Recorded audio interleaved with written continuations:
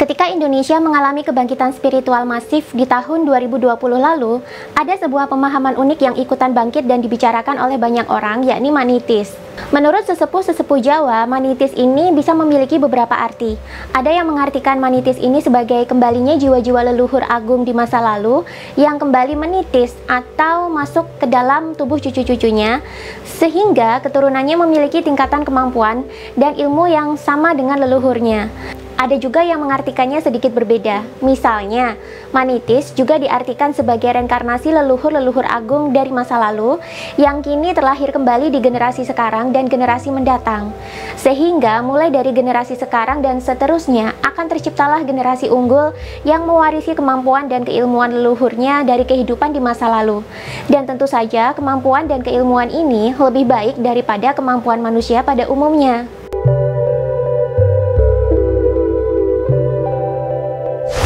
Kalau kita baru mengalami kebangkitan spiritual, biasanya kita akan diliputi pertanyaan tentang, aku ini siapa? Aku diciptakan Tuhan itu untuk apa sih sebenarnya? Ini hal yang lazim dialami, dan biasanya nanti manusia akan dibawa ke dalam proses penyadaran jati diri. Ini biasanya dimulai dengan menyadari bakat, passion, dan potensi lain yang terkandung di dalam diri. Tugas kita adalah menyadarinya, mengeksplorasinya, dan menggunakannya untuk kebermanfaatan bersama sesuai dengan cetak biru kita masing-masing. Tapi kadang, ada yang masih bingung di tahapan ini, alias belum mantap dengan dirinya sendiri. Kamu bisa mengatasinya dengan saling belajar ke teman yang lebih berpengalaman, atau sharing sama teman yang lebih dulu mengalaminya. Nah, di seminar online besok, aku akan membuka kesempatan untuk sharing dengan kalian dan cerita pengalaman pribadi aku terkait ini. Kalau kalian ingin gabung, segera ikutan kelasnya. Baca deskripsi video ya untuk informasi selengkapnya. Kalau berbicara definisi manitis pada sesepuh-sesepuh Jawa, memang akan kita temukan banyak tafsiran yang sedikit berbeda di sana-sini. Namun pada ujungnya, semua manitis memiliki maksud yang sama. Manitis leluhur diharapkan segera terjadi agar kejayaan Nusantara segera terwujud. Dan ini bisa diwujudkan melalui kemampuan dan kecerdasan leluhur yang telah menitis ke dalam tubuh generasi penerus yang baru. Seiring dengan bangkitnya pemahaman manitis ini, maka ritual sesaji atau ritual puja leluhur pun kembali marak dilakukan. Dan sekarang bisa kita lihat banyak anak muda yang akhirnya jadi suka mengunjungi candi, petilasan, dan pepundan leluhur mereka. Tujuannya biasanya supaya si anak muda ini bisa tertitisi atau mendapatkan keilmuan yang sama dengan yang diperoleh oleh leluhurnya dulu. Keilmuan di sini bukan sebatas keilmuan yang bersifat metafisika, tapi juga keilmuan yang bersifat filosofis, peningkatan kecerdasan intelijensia, dan peningkatan kecerdasan emosional.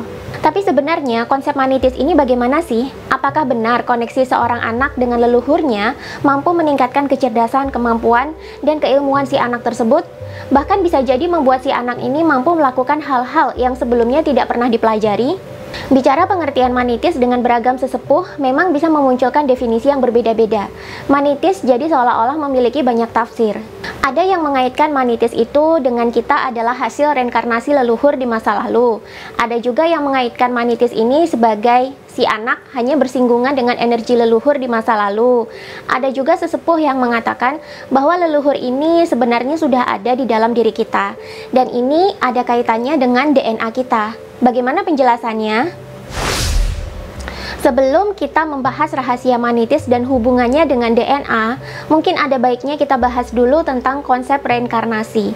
Reinkarnasi ini adalah konsep yang umum ada di agama-agama Hindu, Buddha, Jawa kuno atau Kapitayan, Taoisme, Konghucu, dan jenis-jenis agama tradisional lainnya. Dalam filsafat Hindu, manusia ini sejatinya adalah roh atau percikan cahaya Tuhan yang akan kembali kepada sumbernya atau Tuhan saat manusia telah meninggal. Namun bila manusia meninggal dalam kondisi tidak suci atau masih ada tanggungan karma yang harus diselesaikan, maka roh manusia ini akan dikembalikan lagi ke dunia dalam wujud fisik yang baru. Di kelahiran yang baru, manusia diwajibkan untuk membayar lunas karma-karma mereka dan menyelesaikan tanggungan di dunia yang belum tuntas. Inilah yang disebut dengan reinkarnasi. Manusia yang telah bersih dari karmanya dan yang telah sadar tentang jati dirinya setelah meninggal baru bisa kembali menyatu dengan Sang Pencipta. Dalam ajaran tasawuf disebutkan bahwa pada dasarnya manusia berasal dari Tuhan yang berupa Nur Muhammadnya. Nur Muhammad ini adalah cikal bakal segala makhluk hidup di semesta. Nur Muhammad ini akan terpecah dan menyusup ke dalam jasad fisik manusia yang kemudian disebut sebagai roh qudsi. Ketika manusia meninggal, roh qudsi akan terlepas dari jasad dan kembali menjadi satu sebagai Nur Muhammad. Di Islam, memang ajaran reinkarnasi tampak seperti sesuatu yang asing. Tapi dalam banyak agama di dunia, reinkarnasi adalah hal yang lazim. Lalu bisakah manusia itu mengingat kehidupan masa lalunya sebelum reinkarnasi? Menurut penelitian DNA yang dilakukan oleh Kazuo Murakami yang didokumentasikan dalam bukunya Rahasia DNA, muncul sebuah hipotesa bahwa bisa jadi memori tentang kehidupan masa lalu juga tersimpan di dalam DNA. Bahkan, informasi mengenai asal manusia tercipta dan apa tujuan manusia diciptakan Tuhan juga diduga sudah tertulis dalam DNA. Informasi mengenai kemana manusia akan kembali setelah meninggal juga diduga tersimpan di dalam DNA. Uniknya, DNA manusia dengan makhluk hidup lain di alam semesta ini cenderung sama semenjak bumi tercipta hingga kini. Bahkan, DNA manusia zaman sekarang dengan DNA makhluk hidup miliaran tahun yang lalu pun tidak jauh berbeda. Semua DNA diciptakan dengan prinsip yang sama. Ini kalau secara spiritual mirip dengan filosofi roh qudsi dengan Nur Muhammad atau Atman masing-masing manusia dengan Atmika Tattwa dalam filosofi Shiva Buddha. Bedanya, ini adalah filosofi secara spiritual, sedangkan kalau DNA adalah pengetahuan secara biologis dan ilmiah. Nur Muhammad atau Atmika Tattwa adalah cikal bakal seluruh kehidupan. Dia adalah hakikat Tuhan yang menjadi sumber, asal, dan tujuan setiap makhluk hidup. Sedangkan DNA setiap makhluk hidup di dunia ini memiliki prinsip yang tidak jauh berbeda. Secara biologis, cikal bakal DNA semua makhluk sejak miliaran tahun silam adalah sama. Mungkin inilah sebabnya manusia yang telah mengalami kebangkitan spiritual akan merasa terkoneksi dengan makhluk-makhluk lain di bumi. Apakah kamu juga merasakan yang sama? Sebelum kita bahas lebih jauh, ada baiknya kita mengenal DNA lebih dekat. DNA ini adalah genom kita yang berisi untayan jalinan kode basah yang mendefinisikan blueprint dan seluruh fungsi dalam tubuh fisik kita. DNA manusia terdiri dari spiral helix yang memiliki 4 susunan basa sejumlah 3 miliar. Jika jalinan helix DNA ini direntangkan, panjangnya bisa mencapai 1,8 meter untuk satu DNA dalam satu sel. Sedangkan jika seluruh DNA manusia ini direntangkan, panjangnya bisa mencapai miliaran kilometer. DNA manusia memang sangat kecil, namun panjang karena menyimpan semua informasi kehidupan manusia dan juga leluhur-leluhurnya. DNA ini juga menyimpan kemampuan, kecerdasan, dan memori ingatan dari kehidupan orang tua atau kehidupan leluhur kita sebelumnya. Uniknya, baru 5-10% dari untayan kode DNA saja yang bisa dibaca oleh manusia. 90-95% lainnya masih berupa DNA yang belum terbaca atau terbuka, atau dinamakan DNA yang masih tertidur. Di dalam DNA yang masih tertidur inilah, jika menurut Kazuo Murakami, tersimpan dugaan informasi mengenai past life atau kehidupan masa lalu manusia sebelum reinkarnasi, tujuan manusia diciptakan, dan juga kemampuan atau keilmuan yang belum disadari, termasuk keilmuan dan bakat dari leluhurnya. Dalam DNA yang masih tertidur ini juga tersimpan informasi mengenai kesadaran Tuhan. Manusia yang belum mengalami kebangkitan spiritual atau belum mencapai tahap tercerahkan atau enlightened, biasanya 90-95% DNA-nya masih tertidur. Seiring dengan meningkatnya pengalaman spiritual manusia, maka informasi DNA yang terbuka atau terbaca atau terbangun juga makin meningkat. Keunikan DNA lainnya adalah, meskipun pada prinsipnya DNA manusia dengan DNA orang lain tidak jauh berbeda, tapi DNA mampu memberikan ciri-ciri fisik, watak, passion, dan keahlian yang unik di masing-masing orang. Sebagai contoh, ada manusia yang berbakat di bidang musik, tapi di manusia yang lain justru berbakat di bidang sains. Mengapa bisa berbeda-beda begini jika cikal bakal DNA adalah sama? Ini karena DNA memiliki mekanisme nyala padam atau on-off. Tidak semua DNA on atau menyala. Masing-masing manusia, DNA-nya menyala di bagian yang berbeda-beda. Karenanya, bentuk wajah, warna rambut, sifat, watak, dan bakat setiap orang ini berbeda-beda. Padahal, DNA manusia dengan manusia lain hanya berbeda 0,1% saja. Sisanya, 99,9% adalah sama. Namun yang on atau off ini berbeda-beda. Sebenarnya, informasi apa saja sih yang tersimpan di dalam DNA? DNA kita pada dasarnya menyimpan blueprint atau cetak biru manusia. Ini menyangkut informasi mengenai bentuk fisik, sifat alami tubuh, watak manusia, dan juga bakat serta passion dari masing-masing manusia. Dan hebatnya, informasi genetik ini akan terus diturunkan kepada anak cucu kita. Sedangkan selama manusia hidup, tidak semua DNA ini menyala atau terbaca. DNA yang masih tertidur sebanyak 90-95% tadi juga menyimpan banyak misteri.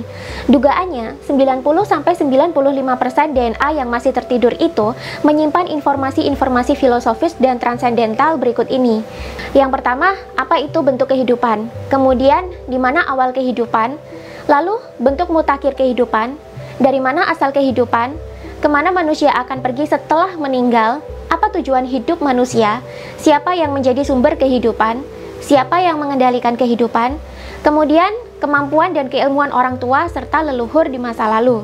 Bagi manusia yang memiliki kesadaran spiritual yang rendah, sudah pasti DNA mereka masih banyak yang off atau padam atau tertidur.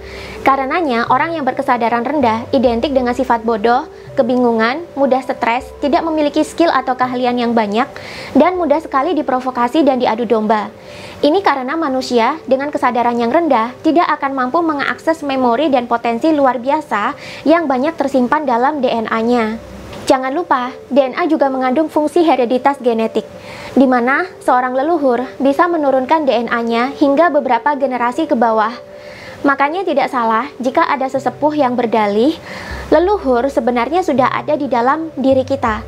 Karena memang DNA mereka sudah ada di tubuh kita, berikut dengan memori, kecerdasan, dan keilmuan yang dimilikinya.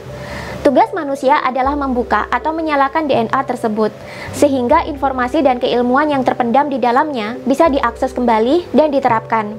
Terbukanya atau menyalanya DNA ini juga tergantung dari stimulus lingkungan, suasana hati, dan juga tingkatan kesadaran seseorang. Kazuo Murakami menyatakan ada beberapa sikap hidup yang bisa membantu kita untuk menyalakan gen atau DNA dalam diri. Di antaranya adalah pola pikir yang selalu optimis, keterampilan untuk menghadapi segala sesuatu dengan keyakinan yang kuat, memiliki tujuan hidup, mampu menekan ego, mencamkan diri untuk selalu mementingkan orang lain, hati yang senantiasa merasa haru atau bergairah, tidak berlarut-larut memikirkan hal yang sudah lewat, menjalani hidup dengan antusias, aktif berinteraksi dengan orang lain, dan suka berbagi informasi. Untuk melakukan hal-hal di atas, tentu saja dibutuhkan kondisi lingkungan yang mendukung dan positif. Lingkungan yang toksik sudah pasti membuat manusia sulit bersikap seperti hal-hal yang disebutkan tadi, dan akhirnya sulit untuk membuka atau menyalakan DNA. Sebenarnya ada cara lain yang biasa dilakukan oleh para yogi atau rishi dari India untuk mengaktifkan DNA yang masih tertidur, yakni melalui meditasi kesadaran dan juga olah energi. Bahkan dengan kemampuan olah batin dan spiritual yang sudah tinggi, para rishi di India mampu mengubah susunan DNA mereka sendiri sehingga menghasilkan DNA yang lebih baik dari sebelumnya. Kemampuan spiritual yang sudah tinggi di sini bukanlah sebatas kemampuan metafisika atau kesaktian belaka, tapi sudah ke arah peningkatan kesadaran yang lebih tinggi, sudah ke arah pencerahan atau enlightenment. Lalu benarkah dengan mengunjungi petilasan, candi, atau pepunden leluhur bisa membuat kita membuka informasi di DNA kita? Bisakah dengan cara ini kita menyalakan DNA kita yang sebelumnya tertidur? Jika kita merujuk kepada buku Tantra yang ditulis oleh Iketut Sandika, sebenarnya leluhur yang telah meninggal, jasadnya memang telah hancur. Namun, energi pikirannya masih banyak yang tersisa di bumi dan tetap abadi hingga kini. Manusia adalah makhluk energi, pikiran manusia pun adalah energi. Ketika ada residu energi leluhur yang tertinggal di sebuah situs bersejarah, residu energi ini bisa beresonansi dengan energi keturunannya yang memiliki DNA dan level energi yang sama saat si anak muda ini datang berkunjung. Resonansi inilah yang menyebabkan DNA di dalam tubuh keturunannya menjadi menyala. Kemudian memori, keilmuan, dan bakat leluhurnya di masa lalu jadi terbaca oleh keturunannya, dan terjadilah yang namanya fenomena ketitisan. Tapi biasanya fenomena yang dirasakan anak yang ketitisan ini tidak serta-merta sambil lalu. Kadang ada beberapa fenomena unik yang dirasakan ketika residu energi leluhurnya beresonansi dan membantu terbukanya DNA leluhur di dalam diri. Fenomena yang dirasakan oleh si anak bisa berupa Mengalami semacam deja vu, seperti pernah mengalami kejadian yang sama sebelumnya atau seperti pernah merasakan perasaan yang sama di kehidupan yang sebelumnya. Mengalami kegembiraan tiba-tiba atau mengalami perasaan senang atau haru yang sulit untuk didefinisikan. Tiba-tiba memperoleh pemahaman baru atas sesuatu yang selama ini sulit ditemukan jawabannya. Tiba-tiba bisa menguasai keilmuan tertentu tanpa pernah mempelajarinya, atau mengalami fenomena seperti sembuh dari amnesia atau hilang ingatan. Ini biasanya mirip seperti adegan sembuh dari hilang ingatan seperti di film-film. Si anak bisa merasa seolah-olah dia baru mendapatkan ingatan yang telah lama hilang. Namun ingatan ini nampak sangat kuno sekali, seperti bukan ingatan dalam kehidupannya sendiri. Kalau kita baru mengalami kebangkitan spiritual, biasanya kita akan diliputi pertanyaan tentang, aku ini siapa? Aku diciptakan Tuhan itu untuk apa sih sebenarnya? Ini hal yang lazim dialami, dan biasanya nanti manusia akan dibawa ke dalam proses penyadaran jati diri. Ini biasanya dimulai dengan menyadari bakat, passion, dan potensi lain yang terkandung di dalam diri. Tugas kita adalah menyadarinya, mengeksplorasinya, dan menggunakannya untuk kebermanfaatan bersama sesuai dengan cetak biru kita masing-masing. Tapi kadang, ada yang masih bingung di tahapan ini, alias belum mantap dengan dirinya sendiri. Kamu bisa mengatasinya dengan saling belajar ke teman yang lebih berpengalaman, atau sharing sama teman yang lebih dulu mengalaminya. Nah, di seminar online besok, aku akan membuka kesempatan untuk sharing dengan kalian dan cerita pengalaman pribadi aku terkait ini. Kalau kalian ingin gabung, segera ikutan kelasnya. Baca deskripsi video ya untuk informasi selengkapnya.